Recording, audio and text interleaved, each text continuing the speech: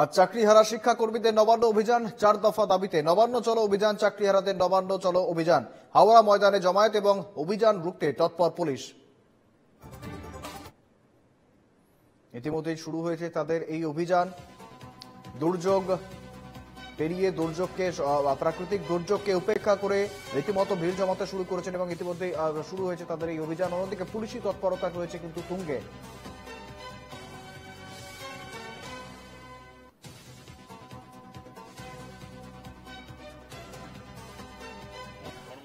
আমাদের এক তো সুপ্রিম কোর্টের রায়ে সরকারের দুর্নীতি, সরকারের যে প্রতিষ্ঠান রয়েছে সরকারের অধীনস্থ তাদের দুর্নীতির জন্য আমাদের চাকরিটা গেছে। 4 মাস ধরে আমাদের স্যালারি বন্ধ।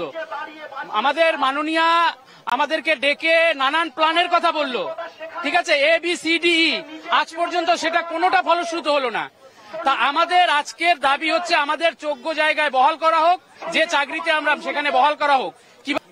এখানে পুরোটাই সরকারের ভূমিকা, মানে সরকারের জন্যই আমাদের চাকরি গিয়েছে, সরকারের দুর্নীতির জন্য আমরা আমাদের চাকরি হারিয়েছি। এখন আমরা সেটাই মাননীয় মুখ্যমন্ত্রীর কাছে জানতে চাইছি যে তিনি এখন আমাদের নিয়ে কি ভাবছেন, কারণ তাদের জন্যই তো আমাদের চাকরিটা গিয়েছে, তাদের দুর্নীতির জন্য। এবার সে কি ব্যবস্থা করবে আমাদের যোগ্য কাজে বহাল করার জন্য, সেই ব্যবস্থা করে আমাদের যাতে যোগ্য জায়গায় আমরা ফিরে যেতে পারি, সেটাই আমরা আজকে জানতে চাচ্ছি। এখন আপনারা কি চাইছেন? এখন আমরা চাইছি আমাদের যাতে যোগ্য চাকরি আবার ফেরত পাই।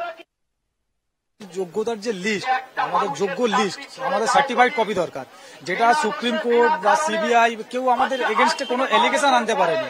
আমরা 3394 জন, গ্রুপ ডি 1255 জন, এই গ্রুপ সি 1255 জন এবং গ্রুপ ডি হচ্ছে 2139 জন।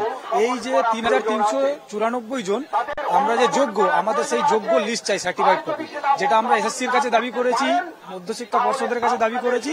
প্রত্যেকেই বলেছে যতক্ষণ না আমরা জানতে পারছি শিক্ষা সেলের কাছ থেকে, আমাদের মানে ল সেলের কাছ থেকে, ততদিন আমরা দিতে পারবো না। তাই আজকে আমাদের নবান্ন অভিযান, যে আমরা রাজ্যের মানে সাংবিধানিক সবথেকে মানে উঁচু পোস্টে যিনি আছেন মুখ্যমন্ত্রীর কাছে আমরা এই দাবিগুলো রাখতে চাইছি যে আমাদের যোগ্যতার লিস্টটা দিয়ে আমাদের সম্মানের সহিত আমাদের পুনর্বহাল করা হোক। আমাদের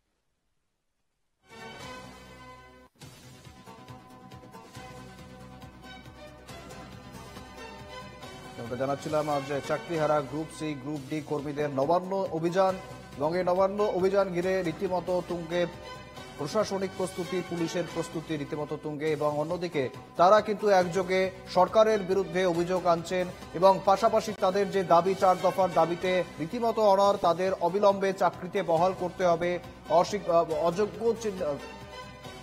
অযোগ্য কর্মীদের ইতিমধ্যেই চিহ্নিত করে এবং তাদেরকে বরখাস্ত করে তাদেরকে যারা যোগ্য তাদেরকে রীতিমতো আবারও পুনরায় চাকরিতে বহাল করতে হবে। আমাদের সঙ্গে রয়েছেন সরাসরি প্রতিনিধি সুস্মিত মজুমদার। আর সুস্মিত, ঠিক কি ছবি দেখতে পাচ্ছ?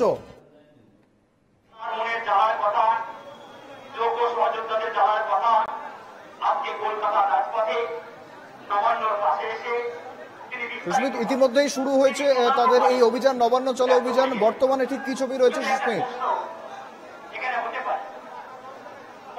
মানুষ থেকে শুরু করে পুলিশ প্রশাসন থেকে শুরু করে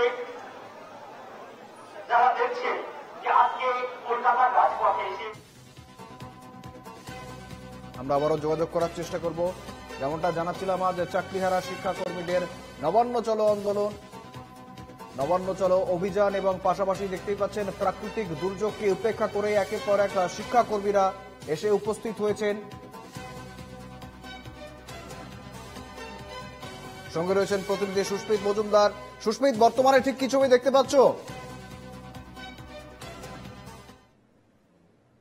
দেখো, এই মুহূর্তে যে ছবি আমি দেখাচ্ছি, আমি দেখাতে বলবো এই জায়গায়, অর্থাৎ নবান্নর ঠিক গোড়া পর্যন্ত সেই মিছিল এসে পৌঁছে গিয়েছে এবং প্রশাসনিক ভাবে তাদেরকে বাধা দেওয়া হয়েছে এবং সেই জায়গাতেই কিন্তু তারা দাঁড়িয়ে রয়েছে।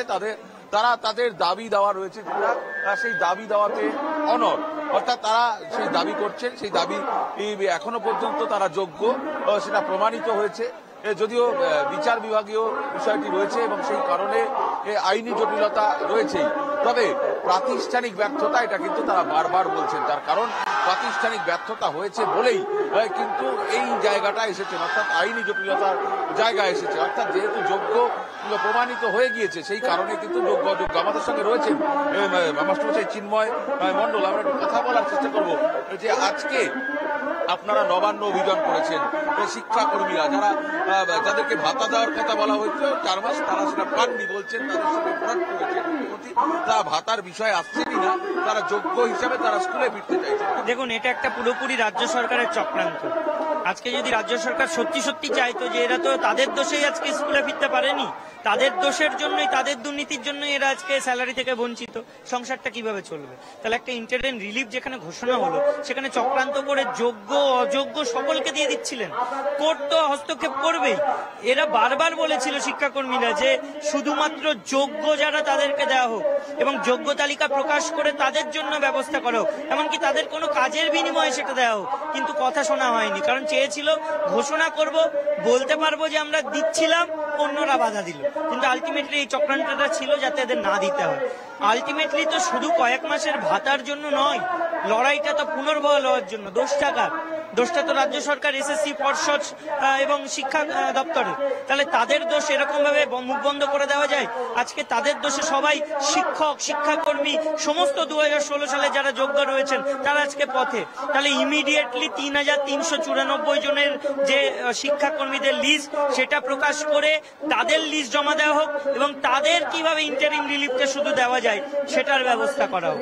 সাথে সমস্ত যোগ্য যারা বিভিন্ন শিক্ষক, শিক্ষাকর্মী যত যোগ্য রয়েছেন তাদের পুনর্বহাল কি করে করা যাবে তার জন্য যথাযথ ব্যবস্থা রাজ্য সরকারকে নিতে হবে। শিক্ষক, শিক্ষিকা, শিক্ষাকর্মী তাদের তো একটা তালিকা ইতিমধ্যে, যোগ্য অযোগ্যর একটা অলিখিত তালিকা ইতিমধ্যে প্রকাশ পেয়েই গিয়েছে, সামনে এসেই গিয়েছে। তারপরে আইনি জটিলতার কথা বলা হচ্ছে, কিন্তু আপনারা বলছেন প্রাতিষ্ঠানিক ব্যর্থতা রয়েছে বলেই আইনি জটিলতা রয়েছে। দেখুন, গতকাল হাইকোর্ট একটা রায় দিয়েছে, সেই রায়ে ক্লিয়ারলি এটা ভার্ডিক্টে লেখা আছে যে যোগ্য আর অযোগ্য আলাদা করা যে হয়েছে এবং সেখানে কোনো অস্পষ্টতা নেই। তারপরেও গড়িমসি, এরপরেও রাজ্য সরকার ওই অযোগ্যদের পরীক্ষায় বসতে দেবে না, এর বিরুদ্ধে আবার কোর্টে যাচ্ছে। এটা লজ্জা হয় না তাদের যে এত বড় একটা দুর্নীতি করলো, তার জন্য আজকে শিক্ষাকর্মীরা, শিক্ষকরা রাস্তায়, তারা অবহেলিত হচ্ছে, সংসার চলছে না, তারা আগামী দিনে কি করবে ভবিষ্যৎ দিশাহীন, সেখানে দাঁড়িয়ে অযোগ্যদের জন্য লড়াই করে যাচ্ছেন। এটা একটা নির্লজ্জের বিষয় এবং এই ব্যাপারে আমি চাইব মুখ্যমন্ত্রী হস্তক্ষেপ করুন।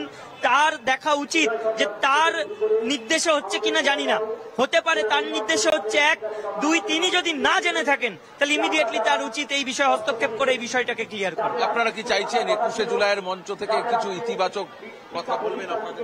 অবশ্যই 21শে জুলাইয়ে যারা শহীদ দিবস, তারা অনেকদিন আগে শহীদ হয়েছেন, তাদের জন্য প্রতি বছর প্রোগ্রাম রাখা হয়, অবশ্যই সেটা করা দরকার।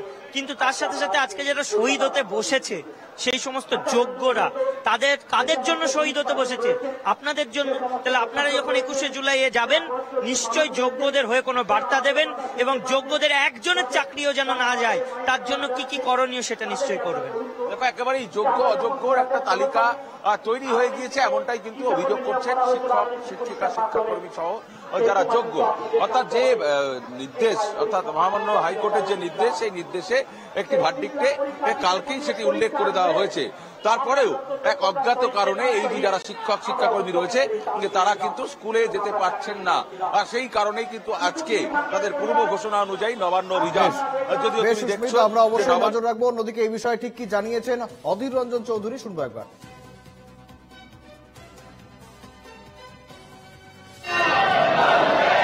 অযোগ্যদেরকেও মদত করতে, কারণ অযোগ্যদের কাছ থেকে মাল খেয়ে নিয়েছে রাজ্য সরকার এবং সরকারি দলের বড় বড় নেতা মন্ত্রীরা।